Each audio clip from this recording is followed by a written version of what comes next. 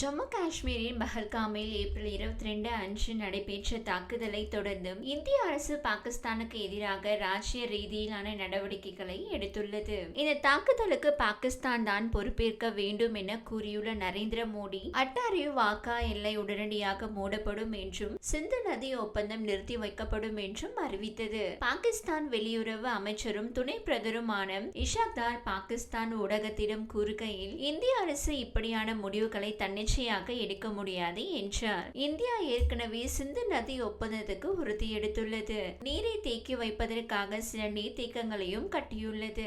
உலக வங்கியும் இதில் தொடர்புடையதாக உள்ளது. இந்த ஒப்பந்தம் கட்டாயமான ஒன்று. நீங்கள் இப்படியான தன்னிச்சையான முடிவுகளை எடுக்க முடியாது. இந்தியாவிடம் எந்த விதமான சட்டப்பூர்வ பதிலும் இல்லை. இதற்கான பதில் பாகிஸ்தான் சட்ட அமைச்சகத்தால் வழங்கப்படும் எனவும் பாகிஸ்தான் அமைச்சர் கூறியிருந்தார். பாகிஸ்தான் ராணுவ தலைவர் அசீம் முனீர் முதல் அதன் ஆட்சியாளர்கள் வரை இந்த ஒப்பந்தம் இடைநிறுத்தப்பட்டதால் விவசாயம் அழிக்கப்பட்டு பட்டினியின் விளிம்பை அடையும் என்பதை அனைவரும் புரிந்து கொண்டுள்ளனர். பாகிஸ்தான் இந்த பிரச்சனையை பற்றி உலக நாடுகளிடம் அழுது புலம்புவதோடு நிறுத்தாமல் ஏவுகணைகளை ஏவுவோம், போர் தொடுப்போம் என அச்சுறுத்துவதற்கான காரணம் இதுதான். ஆனாலும் தண்ணீரை தர முடியாது என்பதை இந்தியா தெளிவுபடுத்தியுள்ளது. பாகிஸ்தானின் அச்சுறுத்தல்கள் இந்தியாவில் எந்த விளைவையும் ஏற்படுத்தவில்லை. மாறாக ஆபரேஷன் சிந்தூர் இன்னும் முடிவடையவில்லை என்று எச்சரித்துள்ளது. அது தொடரும். இந்த மிரட்டல்களுக்கு மத்தியில் சிந்து நதிநீர் ஒப்பந்தம் தொடர்பாக இந்தியாவிற்கும் பாகிஸ்தானுக்கும் இடையே ஒரு போர் வெடிக்க முடியுமா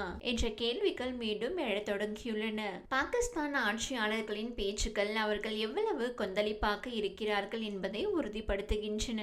இந்தியா சிந்து நதி நீர் ஒப்பந்தத்தை நிறுத்தி வைத்தாலோ அல்லது அணை கட்டினாலோ இந்தியாவுக்கு எதிராக ஒரு போர் வெடிக்கும் என்று பாகிஸ்தான் வெளியுறவு அமைச்சர் பிலாவல் பூட்டோ சர்தாரி கூறினார். இந்திய பிரதமர் நரேந்திர மோடி சிந்து நதியில் நீர் திட்டத்தை அறிவித்தது ஒரு எச்சரிக்கை போன்றது. பாகிஸ்தானின் நீர் விநியோகத்தை துண்டிக்க முடியும். சிந்து நீர் ஒப்பந்தத்தில் இந்தியாவின் நடவடிக்கை குறித்து சர்தாரி உலகிற்கு கண்டனம் தெரிவித்தார். தனது வெளிநாட்டு பயணங்களின் போது இந்தியாவின் ஆக்கிரமிப்பு நீர் கொள்கை குறித்த பிரச்சனையை எழுப்பியதாக அவர் கூறினார். சிந்து நதி ஆபத்தில் இருப்பதாக சிந்து மக்கள் உணரும் போதெல்லாம் அதை பாதுகாக்க முன்வந்ததாக பிலாவல் கூறினார். போர் ஏற்பட்டால் மோடியை எதிர்கொள்ள பாகிஸ்தான் மக்களுக்கு வலிமை உள்ளது. மற்றொரு போர் வெடித்தால் பாகிஸ்தான் நதிகள் மீது மீண்டும் கட்டுப்பாட்டை மீட்டெடுக்க முடியும் என்றும் அவர் இந்தியாவை எச்சரித்தார். சிந்து நதிநீர் ஒப்பந்தத்தின் கீழ் தங்கள் நாட்டிற்கு இந்தியா தனது பங்கை வழங்க மறுத்தால் பாகிஸ்தான் போரை நடத்தும் என்று பிலாவல் ஜூன் மாதம் கூறியிருந்தார். நாடாளுமன்றத்தின் ஒப்பந்தத்தை நிறுத்தி வைக்கும் இந்தியாவின் முடிவை பிலாவல் நிராகரித்தார். பாகிஸ்தானின் பங்கை பறிப்பதாக அச்சுறுத்தினார். அமெரிக்காவின் புளோரிடாவின் டம்பாவில் அமெரிக்க வாழ் பாகிஸ்தான் மக்களிடம் உரையாற்றிய பாகிஸ்தான் ராணுவ தலைவர் அசீம் முனீர், இந்தியா பாகிஸ்தானை நோக்கி தண்ணீர் செல்வதை தடுத்தால் பாகிஸ்தான் இந்தியா உள்கட்டமைப்பை அழித்துவிடும். நாம் ஒரு அணுசக்தி நாடு.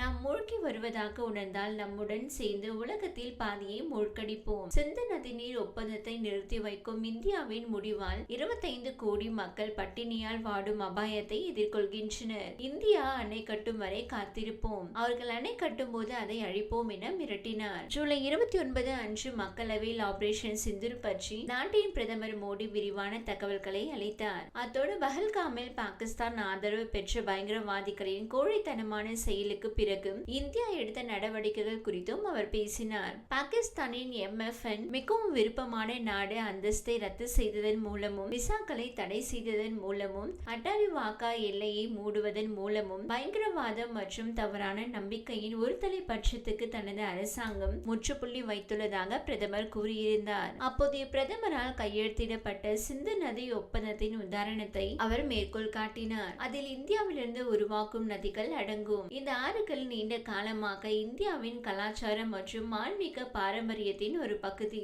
இந்திய மண்ணிலிருந்து உருவாக்கும் ஆறுகள் குடிமக்களுக்கானவை, குறிப்பாக பஞ்சாப் மற்றும் ஜம்மு காஷ்மீர் விவசாயிகளுக்கானவை. தேசிய நலனை கருத்தில் கொண்ட அரசாங்கம் இப்போது சிந்து நீர் ஒப்பந்தத்தை நிறுத்தி வைத்துள்ளது. ரத்தமும் தண்ணீரும் ஒன்றாக பாயாது என்று இந்தியா முடிவு செய்துள்ளது. ஒரு முக்கிய நடவடிக்கையாகும் சிந்து நதி அமைப்பில் இருந்து நீர் வெளியேற்றத்தை அதிகரிக்கும் திட்டங்களில் இந்தியா விரைவாக செயல்பட்டு வருகிறது. அதன் கவனம் பெரும்பாலும் செனாப், ஜீலம் மற்றும் சிந்து நதிகளில் உள்ளது. அவற்றின் பெரும்பாலான நீர் பாகிஸ்தானுக்கு சென்று கொண்டிருக்கிறது.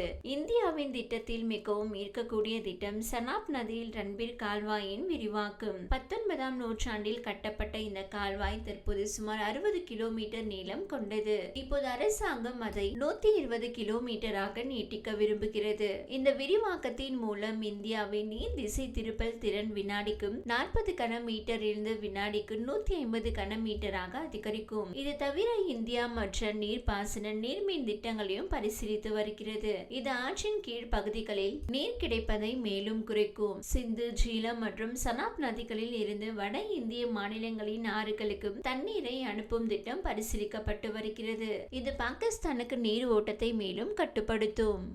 இந்த வீடியோ உங்களுக்கு பிடித்திருந்தால் லைக் செய்யுங்க. மேலும் இதுபோல் வீடியோ தொடர்ந்து பார்க்க நம்ம ஊர் சேனலை சப்ஸ்கிரைப் மற்றும் ஃபாலோ செய்யுங்க.